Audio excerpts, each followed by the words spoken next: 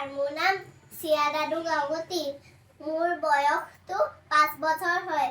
মই থাকোঁ পাণ্ডু গুৱাহাটীত। মোৰ স্কুলটোৰ নাম ইকিডছ ৱৰ্ল্ড হয়। মই আজি জুবিন মামাৰ এটা গান গাম, মায়াবিনী।